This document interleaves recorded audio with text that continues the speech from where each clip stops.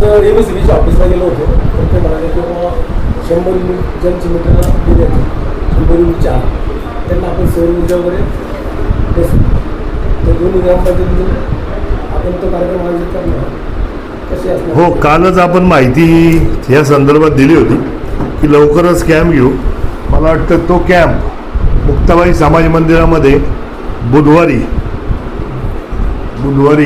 तारीख 3 तारीख वाटतं 3 तारखेला आपण तो कॅम्प आयोजित करू की त्या निमित्ताने जे सोलरचे प्रश्न असतील किंवा सोलरच्या संदर्भातली जी शासनाने योजना आपल्यापर्यंत आणून दिली ती सुलभ आणि सर्व नागरिकांपर्यंत पोहोचावी यासाठी ग्रामपंचायत नेहमीच तत्पर असायचा प्रयत्न करते.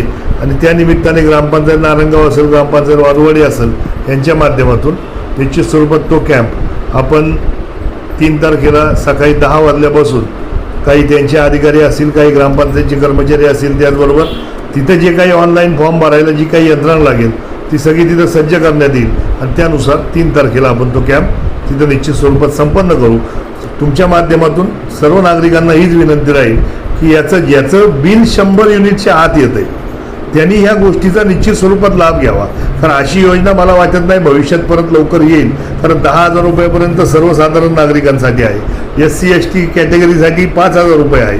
त्याचबरोबर जे आर्थिक दुर्बल घटक आहेत त्यांच्यासाठी फक्त 2,500 रुपये भरून शासनाचे आपण 2,500 रुपये भरून आणि काही फार डॉक्युमेंट त्याला नाही, आधार कार्ड आहे, त्या माध्यमातून वीज बिल आहे, बँक पासबुक लागणार आहे, घरमालकीचा पुरावा आहे, पासपोर्ट साईजचा फोटो आहे, ज्याच्यासाठी जातीचा दाखला लागणार ते जातीचा दाखला ज्यांच्या कॅटेगरीसाठी आणि BPL प्रमाणपत्र ही एवढीच कागदपत्र फक्त येताना ती कागदपत्र बरोबर आणावी लागणार आहे की जेणेकरून तिथून तुम्हाला परत हेल्पसाठी परत जावं लागणार नाही.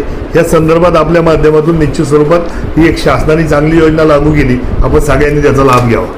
कॅम्पच्या दिवशीचं कार्यक्रम होईल का त्याच्यानंतर नाही, आता 13 दिवशीचा रिस्पॉन्स बघून समजा वाटलं की एक दिवसात आपलं उरकत नाही तर निश्चित स्वरूपात दुसऱ्या दिवशी पण सुद्धा कॅम्प आपल्याला पुढं कंटिन्यू करता येईल. त्या दिवशीचा रिस्पॉन्स बघून आपण ठरवूया कॅम्प किती दिवस घ्यायचा.